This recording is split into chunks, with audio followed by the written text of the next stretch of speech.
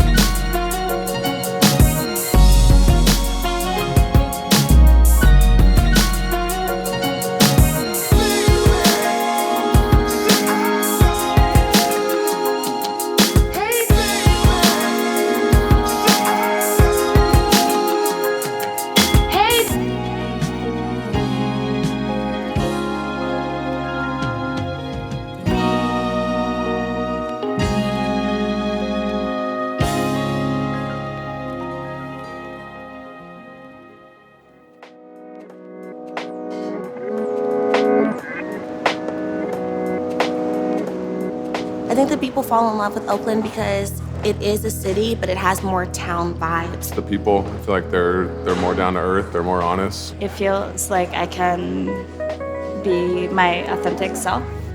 From what I've experienced, a very genuine place. People get to know each other, and everybody hangs pretty well together. The different demographics, the different communities, just being like all-inclusive, accepting of anyone and everyone. Oh, I mean, Oakland identity is strictly community. I come from a city where, you walk by people and you don't see them. And this is a place where everybody sees you. There's just an awareness, you're talking to people, you feel like they're paying attention. I don't know, there's just a different vibe about Oakland people. A little bit of everybody, and that's what makes it special, As a kid, my parents owned and operated the Oakland Tribune, so I remember Oakland as a much bigger city than it seemed, and it's really a small space, but with this huge city, just mentality and heart. I love Oakland. I've never felt more at home anywhere. You never leave.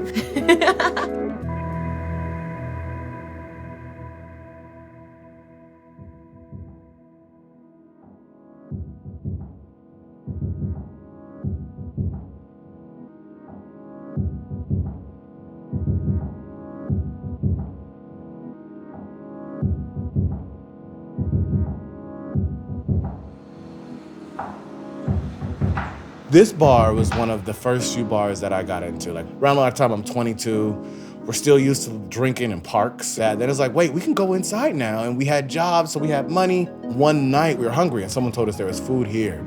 And we came in here and there was someone at the piano playing, the whole bar is singing, like we sit down. And it's a real fish out of water story, It's like, we're like in big hoodies and oversized jeans and we come in and I think it's more of like a late night professional crowd, totally different style demographic, but everyone welcomed us. Like we got some burgers, we did some shots, had some beers, and by the end of the night, you have your arm around somebody and you're singing too. The alley has always been a place that once those doors close, you're sort of like in this awesome tavern. It's everyone's family for just those few moments.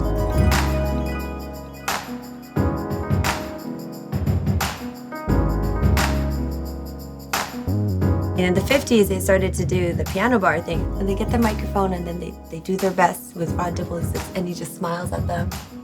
It just became this thing you observed, so it was just constant entertainment. Some really good singers coming in here. Like you could be at the bar just like drinking and you want to cry because the person who's singing is so good. We tried to continue what Rod Dibble started. There's Jodi Carey. I don't know if you've heard much about her. That's the original owner. Being a female business owner in the 30s, she had to be strong. She had to be tough, and there was something going on. Like, there's a picture of her up there, and you can even see it in her face. Newer restaurants have like the open floor plan. The alley has all these unique cubbies and all these alcoves, all these like wood barriers. Like it feels from a different time. And I like the addition of the business cards everywhere. Everybody leaving their marks saying that I was here. I feel like it's this collection of experience and you sort of get to see that visually through the aesthetic. I see it kind of as an anchor. Like it brings us back to what Oakland was. This place in Grand Lake Theater, I've seen pictures where they're the only things that are on the street. There's nothing else.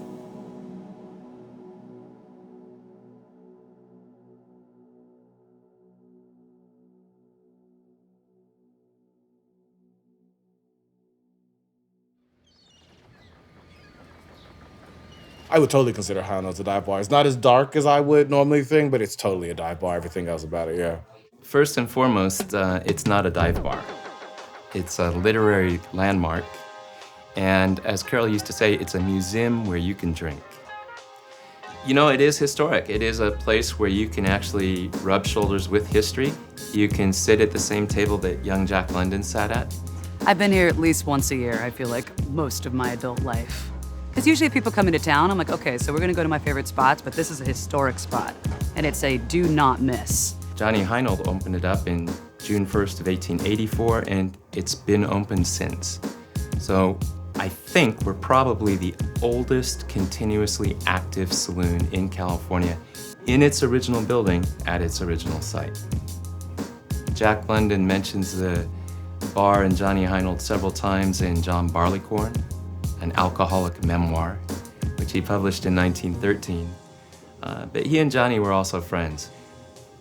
There was a story around that it was the first chance to have alcohol before you got to Alameda and the last chance. The problem with that is Alameda was never dry. It was dry in the 1920s during Prohibition, as was Oakland. But Alameda was never a dry town. It was the first and last chance to get liquid refreshment on the Webster Street Bridge. You can see the albatross is a Giants fan, and Spot, the deer, is an A's fan. Johnny actually shot Spot and mounted him himself, and Spot was probably shot sometime in the 1890s. You know, all of the hats that are on the ceilings were donated by military people. You can't throw anything out. It's a museum.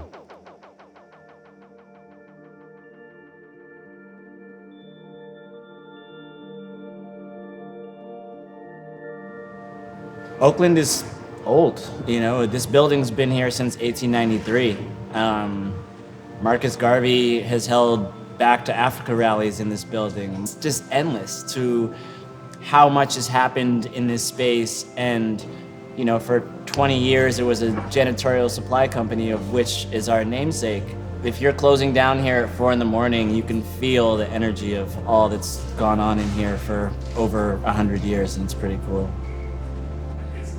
Where we're sitting used to be a kitchen.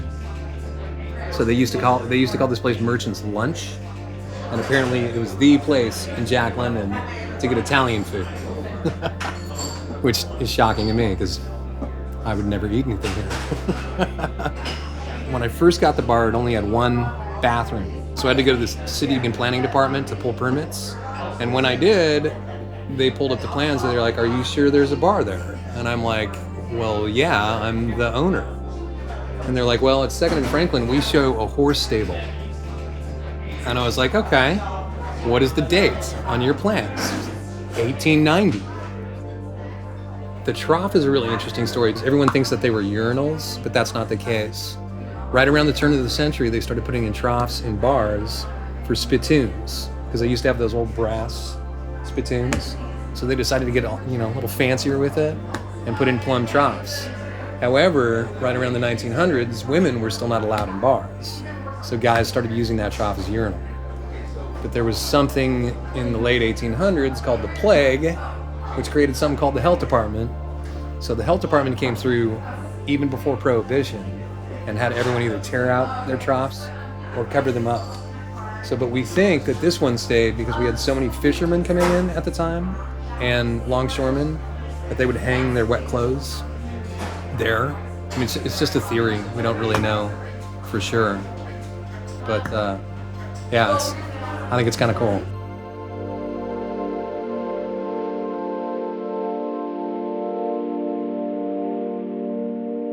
They started with a hamburger joint in Oakland on San Pablo called Hinky Dinks in the 20s, and Trader Vic was the bartender and his wife was the cook. The trader was just really ahead of his time and super into all of these sort of spices and rums and different food items that people were experimenting with and using all over the world. A lot of the artifacts and things you see hanging in the restaurant today were things that he came back with. He officially changed the name from Hinky Dinks to Trader Vic's in 1934. And then in 1944, some friends from Fiji came to visit, and they said, "Make me a drink." And he sort of took a little bit of local flair and a little bit of international, grabbed some stuff off a shelf, made a drink, and she said, Mai Tai Roa, which has a dual meaning of life is great, this is wonderful, one of those words. And he said, I'm gonna call the drink the Mai Tai. The very first iteration of the original Mai Tai used a 17-year-old rum from Jamaica, made by Ray and Nephew, the parent company of Appleton. The drink was so popular that he wiped out the world supply of Ray and Nephew's 17-year rum. What I think Vic and Don Beach and Steve Crane were trying to do when they created Tiki was the sense of being somewhere south, warm, and on the water. Probably my three favorite things. My name's Brian McDonald. In rum bars, I go by Chiwito. Main thing I'm known for in the Tiki world is the guy who compulsively does rum clubs and rum lists. Smuggler's Cove, they have the most elaborate rum program. They have about 600 in stock, but it rotates through, so it's possible to drink considerably more than that. I'm a little past 650. This place started the list on a Wednesday, and I finished it Friday. You know, you don't rarely see a mediocre tiki bar in the Bay Area. They're all rock stars. Every time I walk into a tiki bar, there are fun-loving, rum-loving people there that I know. We have people come in that have been coming here for 60 years. So it's really great to see sort of this legacy and how connected people are to some of the food and drinks and what it means to them just outside of how it tastes. You know, it's not many things more representative of Oakland than one of the most well-known drinks in the world that was invented right here.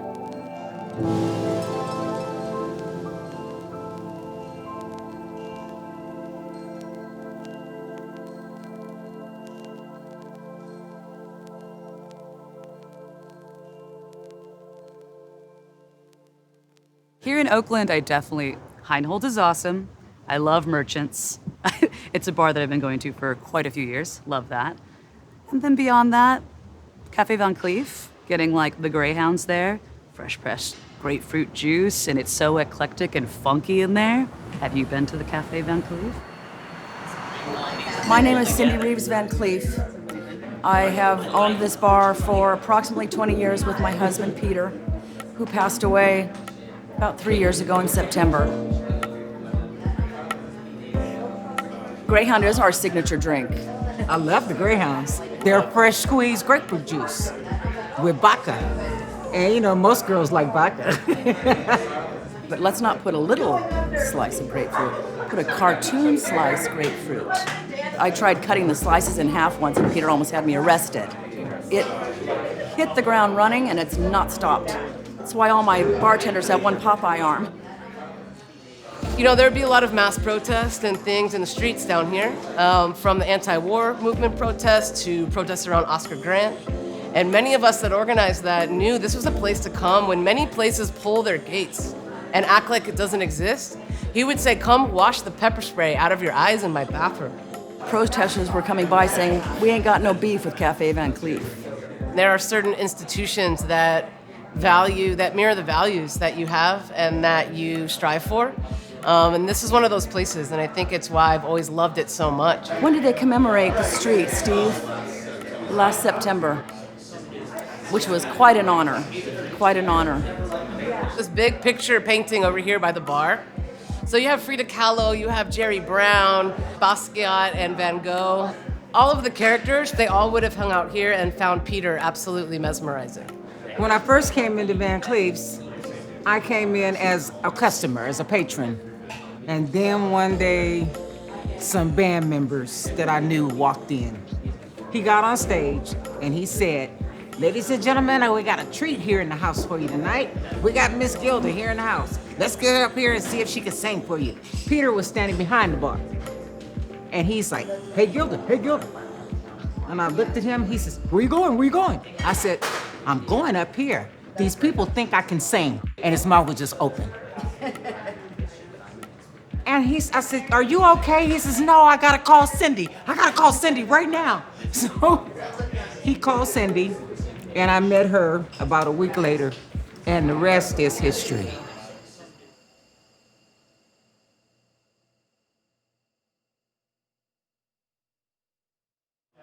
There's a lot of bars that have gone under. I mean, Estrid's Orbit Room, which was one of the last great vestiges of that blues corridor. That used to be tons of blues clubs down there. And I know it had something to do with the Bart coming in.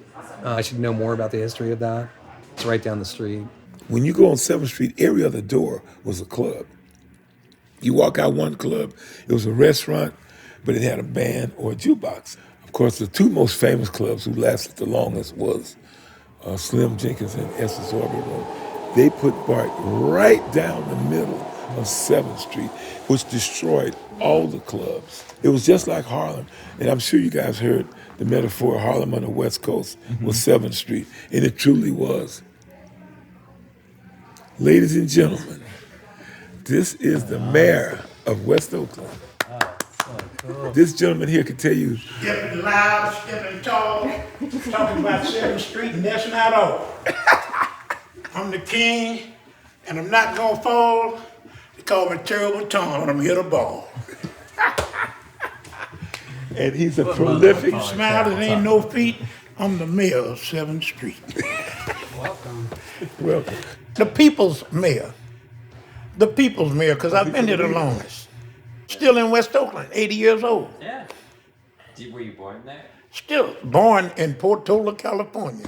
The first black ever born, 1938. Ever in Portola. My daddy had the nerve to say, which one mine? I'm just 80 years old, but why I know about that is because I shine shoes there. I got to see everybody that ever came through there. Count Basie, all the ball players, Duke Ellington. Aretha was real young. Aretha was young, but she was there. Etta James, T-Bone Walker was and Lowell Fulson.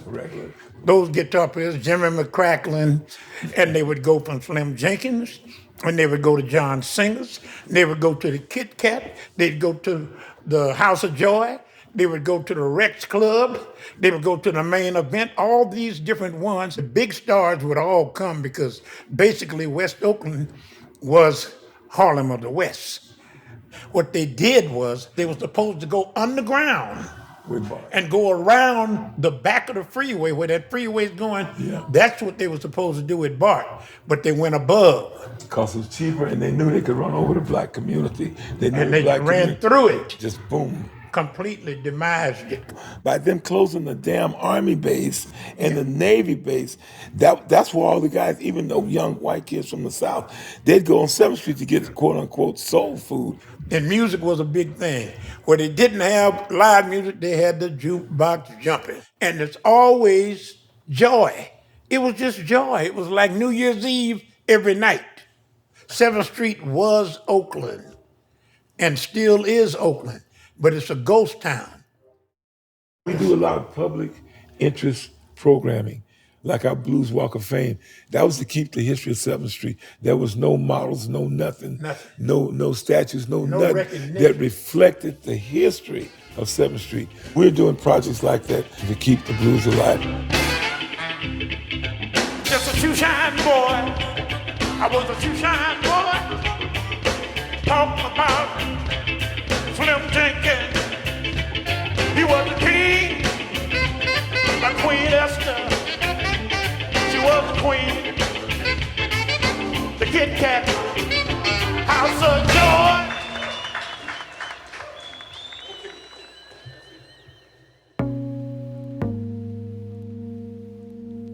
Growing up in the East Bay, downtown Oakland, certainly when I was a youngin', it was a ghost town after 5 p.m. People did not go to bars or restaurants in downtown Oakland. It just wasn't a thing. In the beginning, I mean, the tumbleweeds would blow through at night. So I would call this in the beginning a destination bar. Like, you'd have to want to come here because there was not much else going. And now, of course, you can't throw a rock in this area without hitting a new bar or restaurant. That's all great. So now it's not a destination bar. It's just part of an uptown scene. There is a rift in Oakland right now between the people that have been here and the people that are coming here. And the people that are coming here are pushing the people that have been here out. And Ruby Room is a place that doesn't push anybody out. people that have lived in the neighborhood for 20 years can come in and afford to drink here. Having a public space for everyone is really important. I have heard this from people who have gone on with their lives, who maybe they've gotten old, they were here, they drank here when they were 22, and maybe now they're moms and dads with kids, or they have day jobs and they can't stay out so late, whatever the situation. When they do pop their heads back in, they're always relieved that it's basically unchanged. I was talking to two patrons, one who actually eventually became my manager. She was talking to a friend and she said, "Oh, you're the owner?" Yeah. And she says, "Oh God, this is Oakland's living room." I mean, it's like my second home. I've been here for so long. I hold it very near and dear to me. Maybe 4 years ago, we all decided to get Ruby Room tattoos. So yeah, that happened. I wish I kept a journal and wrote all the crazy stories down. There was one night that one of our door guys had nunchucks pulled on him. That's kind of, part of the charm, I would say, of the Ruby Room is that stuff like that happens.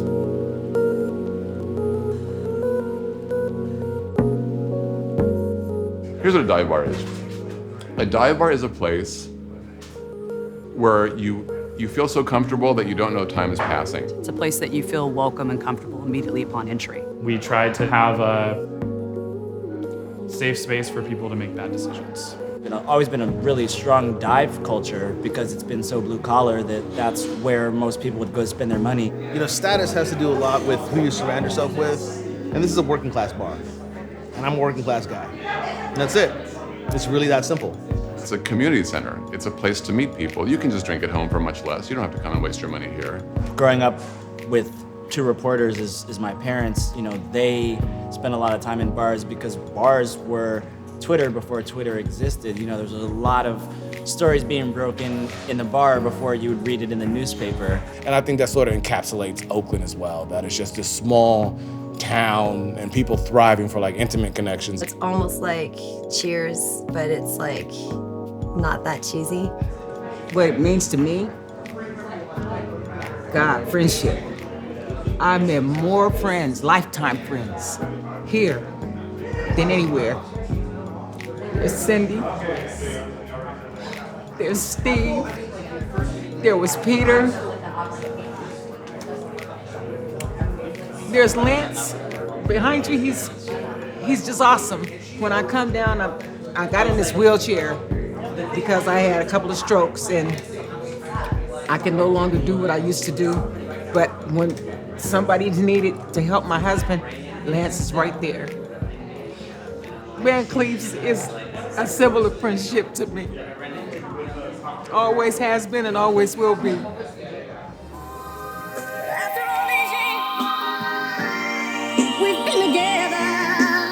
You can feel the growth day to day in Oakland. Everything is still moving and in transition. And that's still very much the case where you have a lot of people who aren't from here that are coming here and they like what they see and they want to hold on to their piece of it. And I think that's all well and good as long as people are willing to kind of learn the history and go from there. And also for us natives who have been here longer, we need to be gracious hosts and try to help those people kind of understand what the culture's all about. This is a growing city and everything's gonna change. And anybody thinks that this city isn't going to change, it's going to change in a major way, very, very fast. I think everyone's scared about where Oakland will go. And I think Oakland is strong, and I think it will hold out for what it believes in. I think there is this old school appreciation for these bars who've been around, and even through the ups and the downs of Oakland, population decrease, population increase, these bars have maintained. And I think it's important when we have new blood, new bars, new restaurants moving in, that these bars that have been here and held true, that we need to make sure they are still here for years to come. Because they've definitely informed what is now the new cocktail movement, the new Oakland, right? But without the root system, the tree's gonna fall. So it's really important that we support these bars and we do frequent them and spend our money to support them so they can continue. Personally, I'm hoping the future of the dive bars is that they stay the same. I'm hoping that the world is allowed to change around them and they just get to be this anchor to a past, to an earlier version of drinking. I don't really want to come in here one day and someone to offer me a smoked old fashioned, not in the alley, But like some other place, yeah, that's awesome. But here, it's just like, nah, let me get a Miller and a shot of your well whiskey and then pull up a seat. You know, I've lived in California all my life, and I've traveled around the world in different places, but I'm gonna, you know, make my stand here. Feel really good about that. Will it be here in 20 years? I hope so. Will it be here? Will it be gone in 3? I don't know. But I'll do everything that I can to keep it. Interview me in 10 years, God willing, we're still here, and you'll recognize it just the same as it ever was. You would know me better.